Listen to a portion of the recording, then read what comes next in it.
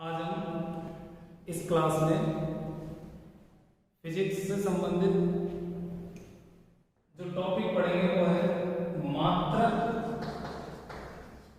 एवं मापन।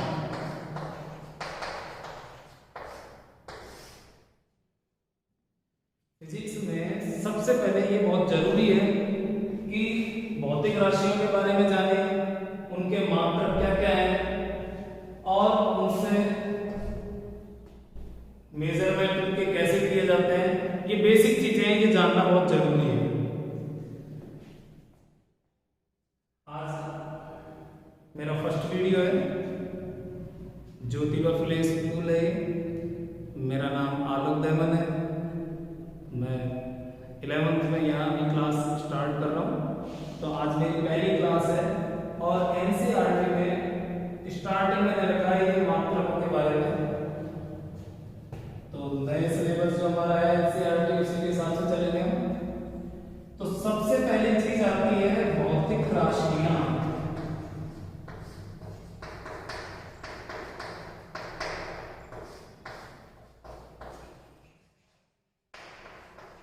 Physical quantities.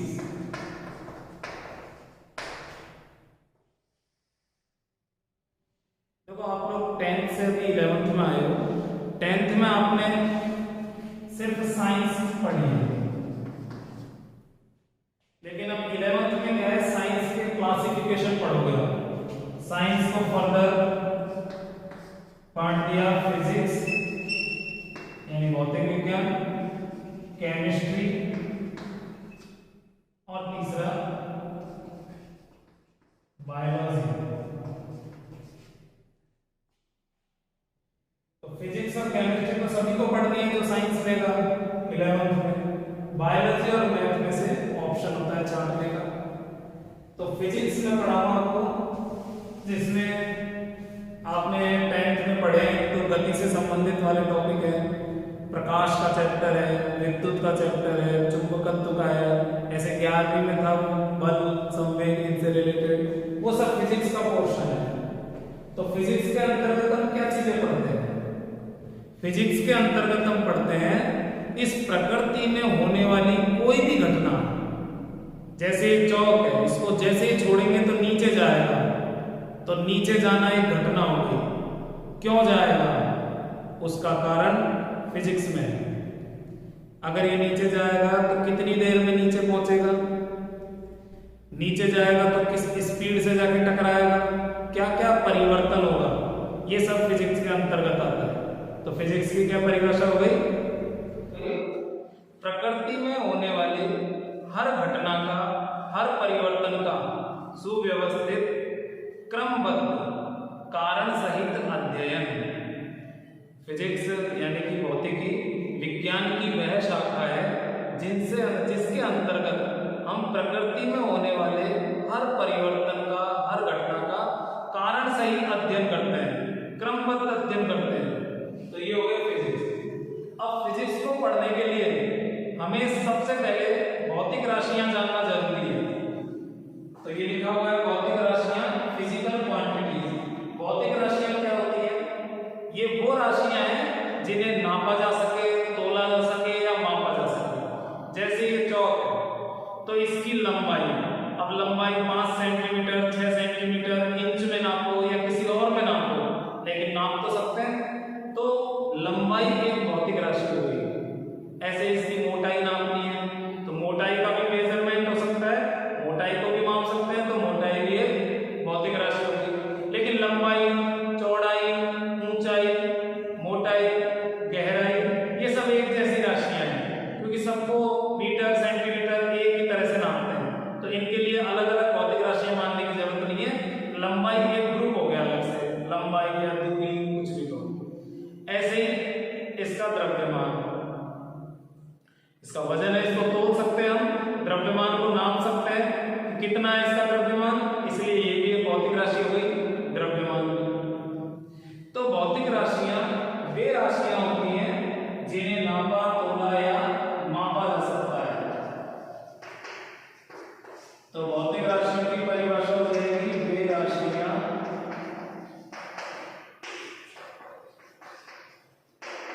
जिन्हें मापा नापा या तोला जा सकता है। वे राशियां जिन्हें मापा जा सकता है, नापा जा सकता है, तोला जा सकता है, वो सब राशियां भौतिक राशियां कहलाती हैं। फॉर एग्जाम्पल जैसे लंबाई,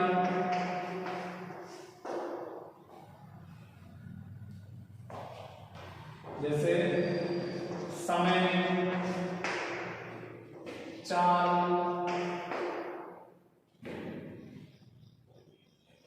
क्षेत्रफल, द्रव्यमान, आयतन, बल, संवेग आदि। बहुत सारी भौतिक राशियां हैं फिजिक्स में, सैकड़ों हो सकती है, 100 से भी ज्यादा है। तो ये सारी भौतिक राशियां वो हैं जिनको नाप सकते हैं, जिनका कुछ ना कुछ मान निकाला जा सकता है। अब भौतिक राशियों का वर्गीकरण करते हैं, प्रकार की बात करते हैं। भौतिक राशियों के दो प्रकार हैं। जितनी भी भौतिक राशियां हैं इनको दो वर्गों में बांट दिया। एक तो वो भौतिक राशि जो किसी और पर निर्भर नहीं करती है, और एक वो भौतिक राशि जो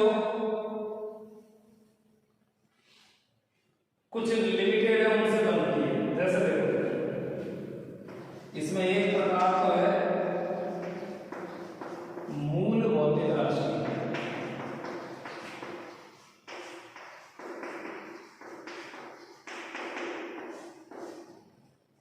इंग्लिश में कहते हैं इसे फंडामेंटल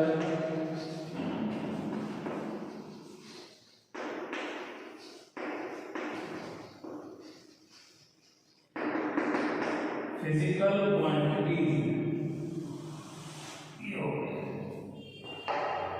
तो इसके दो प्रकार होते हैं भौतिक राशियों के, जिसमें एक है मूल भौतिक राशि। मूल भौतिक राशि तो इसके अंतर्गत वे राशियां आती हैं जिन्हें नापा जा सके, तोला जा सके, लेकिन वो किसी और पर डिपेंड नहीं करती है।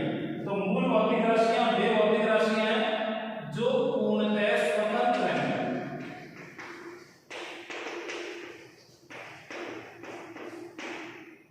जो पूर्णतः स्वतंत्र है, अर्थात जो किसी अन्य पर निर्भर नहीं करती।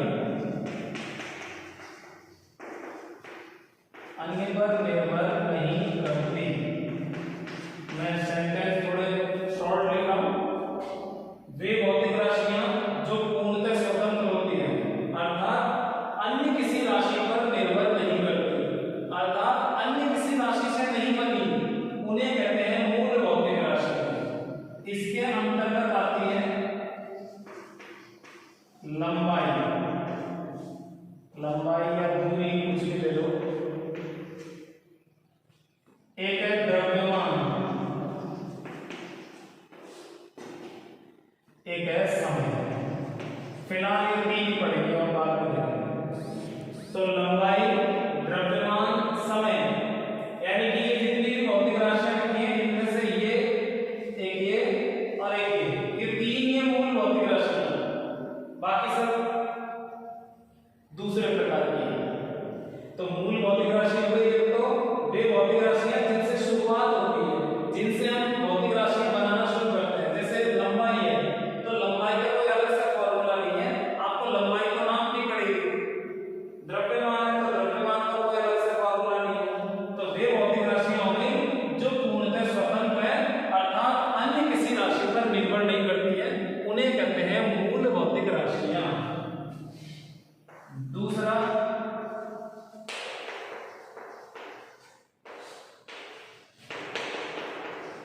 है व्युत्पन्न भौतिक राशियां।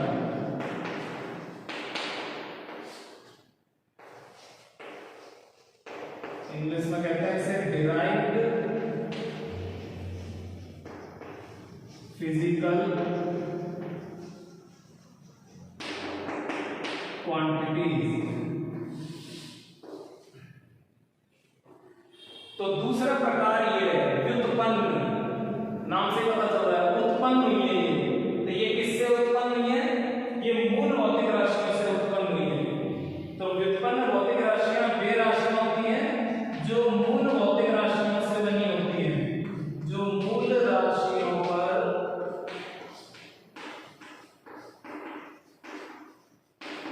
निर्भर करती है, अर्थात जो मूल भौतिक राशियों से बनी है।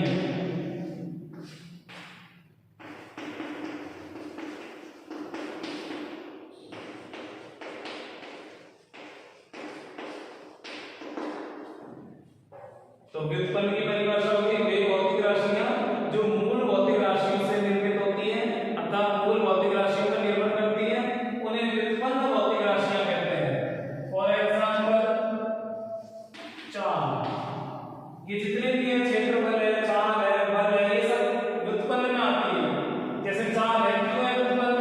चाल बराबर होता है दूरी बटे समय। सब जानते हो इस फॉर्मूले को, चाल बराबर दूरी बटे समय। तो दूरी मूल भौतिक राशि है, मूल में आती है दूरी, लंबाई दूरी।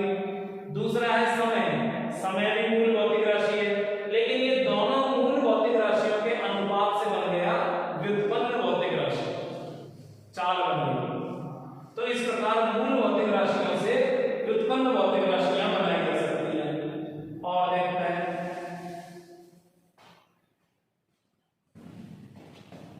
क्षेत्रफल। अब अलग अलग आकृति का क्षेत्रफल होता है। चलो आयत का ले लें, तो आयत का क्षेत्रफल होता है लंबाई गुना चौड़ाई। तो लंबाई भी मूल भौतिक राशि, चौड़ाई भी लंबाई की तरह ही होती है, ये भी मूल भौतिक राशि। तो इस प्रकार से क्षेत्रफल व्युत्पन्न भौतिक राशि होती है। क्षेत्रफल जो है वो व्युत्पन्न राशि होती है। ऐसे अगर आप लोग आयतन, आयतन में लंबाई, चौड़ाई, ऊंचाई तीनों गुणा में आ गए। अच्छा, जरूरी नहीं है कि दोनों मूल भौतिक राशियों से बनेगी, व्युत्पन्न से भी और व्युत्पन्न बन सकती है। जैसे बल, बल बराबर होता है द्रव्यमान गुना त्वरण। तो ये मूल राशि हो गई और व्युत्पन्न, तो व्युत्पन्न से भी और नई व्युत्पन्न बन सकती है। तो कुल मिलाकर ये है, फिर नई नई भौतिक राशियां जुड़ती जाएंगी और नई भौतिक राशियां बनती जाएंगी। तो इस प्रकार से व्युत्पन्न भौतिक राशियां काफी सारी हैं, लेकिन मूल भौतिक राशियां सिर्फ 7 है।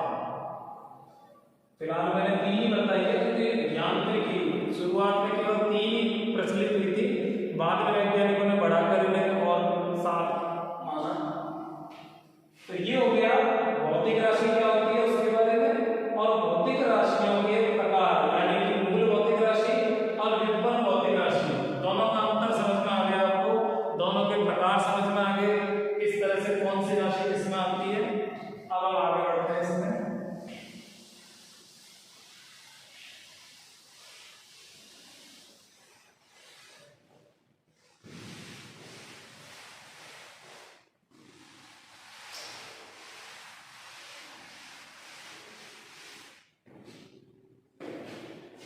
इसके बाद में है मात्रक या इकाई, जिसे हम कहते हैं इंग्लिश में यूनिट। कोई भी भौतिक राशि बिना मात्रक के मान अधूरा है। जैसे मैं अगर अभी कहता हूं इस चौक की लंबाई 4 है, तो 4 क्या है? अधूरी बात है। कोई 4 मीटर कह देगा तो गलत हो जाएगा। इसलिए किसी भी भौतिक राशि, जैसे लंबाई है, तो लंबाई को हम लिखेंगे f बराबर 4 सेंटीमीटर। तो 4 ये तो हो गया संख्यात्मक मान, और ये हो गया मात्रक। तो किसी भी भौतिक राशि के लिए एक निर्धारित मात्रक होना जरूरी है, अन्यथा उसका मान अधूरा रह जाएगा। मात्रक बहुत जरूरी है। तो मात्रक क्या चीज है? भौतिक राशि का निश्चित किया गया मान। किसी भी भौतिक राशि के निर्धारित किए गए, एक निश्चित किए गए मान को मात्रक कहते हैं। एक्चुअली में मात्रक जो है वो जैसे सेंटीमीटर है, तो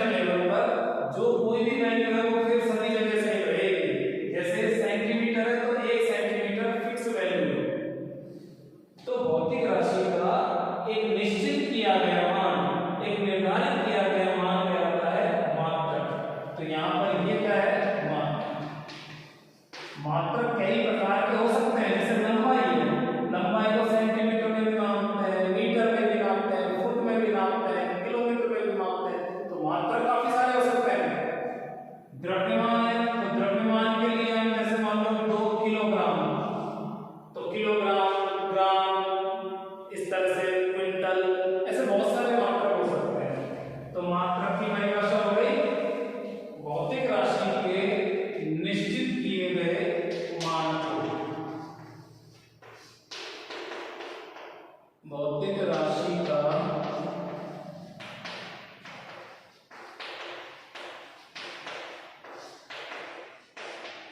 निश्चित किया गया मान, ये क्या कहलाता है? मात्रक या इकाई। बिना इसके, बिना मात्रक के किसी भी भौतिक राशि का मान अधूरा है। अब इसके बाद बात करें मात्रक पद्धतियां।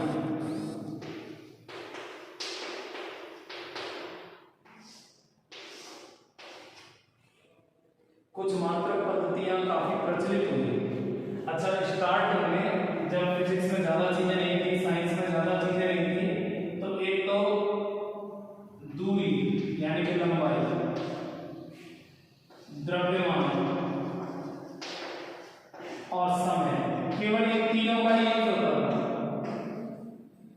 जो व्युत्पन्न राशियां थी वो भी इन्हीं से बनी थी, जैसे क्षेत्रफल, आयतन, ये भी इन्हीं से बन जाती है। तो पहले भौतिक राशि बहुत ज्यादा नहीं थी, इन्हीं से काम चल जाता था। आज के हमारे व्यवहारिक जीवन में तो काम चल ही जाता है। हम अपने घरों की लंबाई नाप रहे हैं, वस्तुओं की लंबाई नाप रहे हैं, दैनिक जीवन में वस्तुएं तोलते भी हैं और समय नापते हैं, समय वगैरह का गणना करते हैं।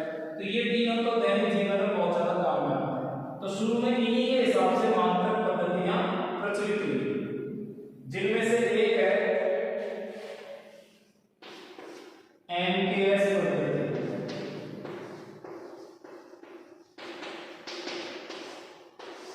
एमकेएस यूनिट सिस्टम, मात्रक पद्धति। इस पद्धति में क्या है? एमकेएस, इसका मतलब क्या है? एम का मतलब तो है मीटर, के का मतलब है किलोग्राम और एस का मतलब है सेकंड। तो देखो, दूरी, दूरी को मीटर में नाप लिया, द्रव्यमान, द्रव्यमान को किलोग्राम में, और तीसरा समय, समय को सेकंड में। तो मीटर का पहला अक्षर ले लिया है, किलोग्राम का ले लिया के, और सेकंड का एस। बस इसी से बन गई है एमकेएस। तो रटना भी नहीं है कुछ भी, कोई विशेष दिमाग में रखना है। Metre, kilogram, system, second, system, metre, kilogram, second पद्धति। तो एमकेएस पद्धति जो है उसमें एम मतलब द्रव्यमान, लंबाई को किसमें नापते हैं? मीटर में।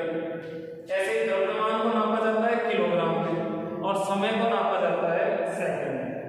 तो एमकेएस पद्धति जो है उसमें फिक्स कर दिया कि इसको इसमें नापना है। ऐसा नहीं कि लंबाई को मीटर में नाप रहे हैं, द्रव्यमान को ग्राम में नाप रहे हैं, इस तरह से चलता है। तो एक पद्धति ये काफी प्रचलित हुई। दूसरी पद्धति सीजीएस, इनको कैपिटल में भी लिख सकते हैं, स्मॉल में भी लिख सकते हैं, कोई खास इश्यू नहीं है। यहाँ पर सिंबल मात्र तो ले लिया है। इसमें क्या होता है? सी का मतलब है सेंटीमीटर, शॉर्ट में ऐसे लिख देते हैं सेंटीमीटर। तो सी सेंटीमीटर के लिए है। तो सबसे पहले दूरी थी, तो दूरी को पहले मीटर में नापा था और इसमें दूरी को नापते हैं सेंटीमीटर में, छोटा मात्रक है। दूसरा है द्रव्यमान, द्रव्यमान को इसमें ग्राम में नापते हैं, ये भी थोड़ा छोटा मात्रक है। और समय को तो सेकंड में ही नापते हैं, समय को सेकंड में ही नापते हैं। तो इस प्रकार से ये दूसरी पद्धति ये भी फेमस हो गई। एक और पद्धति फेमस हुई, एफपीएस पद्धति।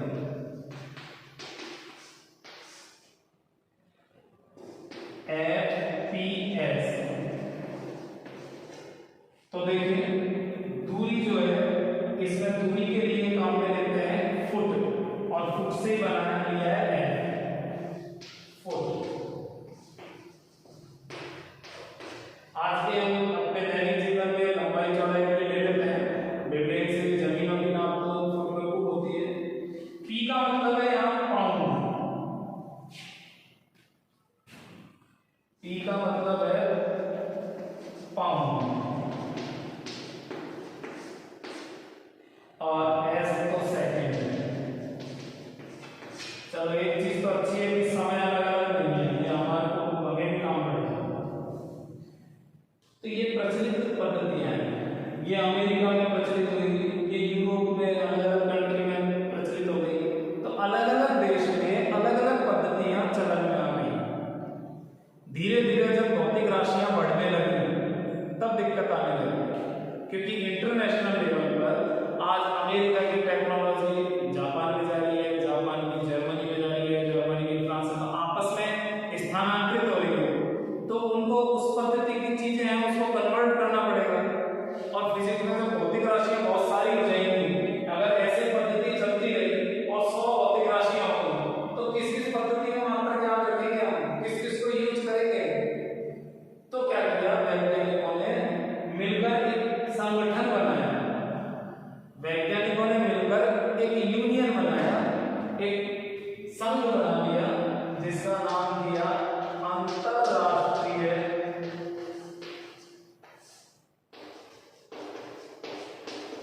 भार एवं माप संस्था।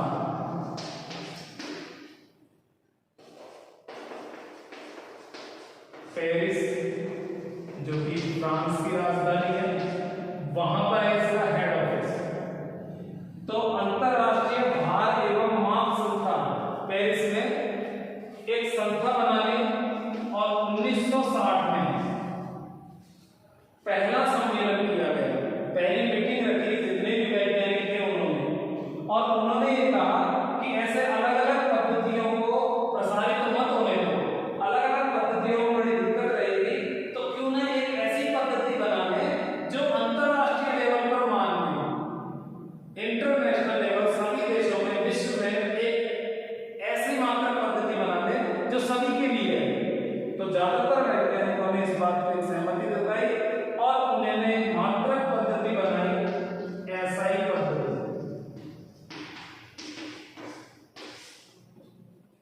System of international unit. तो इंटरनेशनल लेवल पर एक यूनिट का एक सिस्टम बनाया।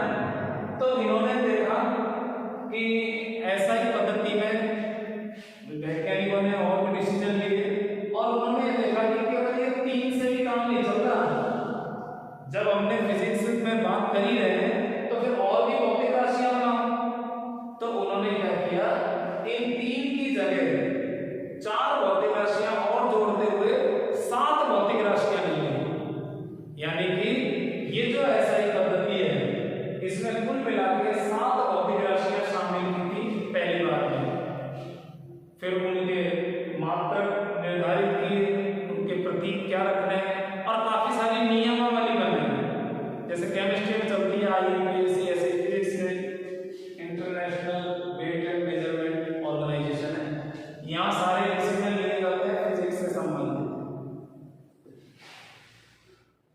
इससे पहले कि मैं इस पद्धति को डिटेल में लूं, इससे पहले एक चीज और देखिए, इनका आपस में संबंध और देखिए। ये जो है मीटर,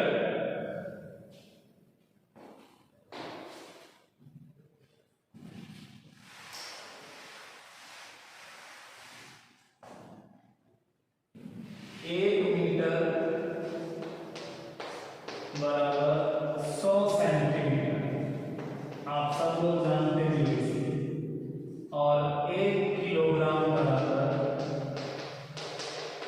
1000 ग्राम। यानी कि एमकेएस पद्धति से सीजीएस पद्धति में मान बदलना बहुत आसान है। मीटर को सेंटीमीटर में बदलना है, 100 से गुणा कर दो, किलोग्राम को ग्राम में बदलना है, 1000 से गुणा कर दो। लेकिन अगर मान लो हमें एमपीएस से इसमें बदलना है, जैसे फुट को बदलना है किसमें, सेंटीमीटर में, तो इसमें होते हैं 30.48 सेंटीमीटर। 1 फुट में लगभग 30.5 सेंटीमीटर होंगे। ऐसे पाउंड को बदलेंगे तो 1 पाउंड बराबर 454 ग्राम। और भी एक्यूरेसी में दशमलव की बात जरूरत नहीं है, यहाँ भी आप 5 ले सकते हो, कैलकुलेशन बहुत ज्यादा हो गई। और 454 पर्याप्त है, वैसे 3 अंकों का हो गया, ये काफी ज्यादा है। तो अगर एफपीएस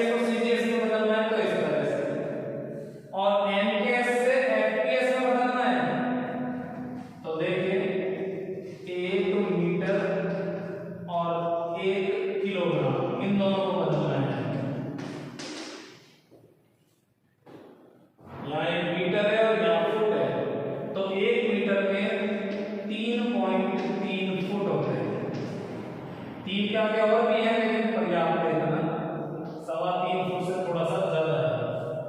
और 1 किलोग्राम में 2.2 पाउंड होते हैं, लगभग 2.25 से थोड़ा सा कम है। तो ये सारे कन्वर्जन फैक्टर है, मतलब अगर हमें किसी एक पद्धति से दूसरे पद्धति में बदलना है तो इनकी जरूरत पड़ती है, जो आपको याद होने चाहिए, याद रखने भी अगर फिजिक्स पढ़नी है। तो ये सभी हो गई मात्रक पद्धतियां जो फेमस है। अब ऐसे तो अपने गांव में भी खूब बना लेते हैं, हम लोकल में खूब बना लेते हैं। हम चीजों को नाम देते हैं बिलान में, कह देते हैं इसकी लंबाई 1 बिलान है, इसकी लंबाई 1 हाथ है। ये कोई रिलायबल तरीका नहीं है, ये कोई स्टैंडर्ड तरीका नहीं है। सबके हाथ की साइज अलग है, सबके बिलान अलग है, सबके हाथ की लंबाई अलग है, तो फिर मेजरमेंट कैसे करेगा? बहुत सी जगह नापते हैं ये 10 कदम दूरी पर है, ये 20 कदम, तो एक उस पर मोटा सा आइडिया लगा सकते हैं, लेकिन फिजिक्स के अंतर्गत नहीं लिया जाता। फिजिक्स में उनको मान्यता ही नहीं है। तो फिजिक्स के हिसाब से जो फेमस प्रचलित पद्धतियां हैं वो यही है। और इसके बाद फिर ऐसा ही पद्धति है जो इन सभी का विस्तृत रूप है। असल में वो किसका विस्तृत रूप है? एमटीएस पद्धति का, क्योंकि ये तो उसमें शामिल है ही। तो आज हम इस वीडियो में हमने पढ़ा फिजिक्स की परिभाषा, भौतिक राशियां, उनके प्रकार और मात्रक पद्धतियां, मात्रक पद्धतियों में आपस में संबंध, ये सब चीजें हमने इस वीडियो में पढ़ी। और नेक्स्ट वीडियो में हम पढ़ेंगे एसआई पद्धति को पूरे विस्तार से। एसआई पद्धति के बारे में हम नेक्स्ट वीडियो में पढ़ेंगे। आज के लिए इतना ही।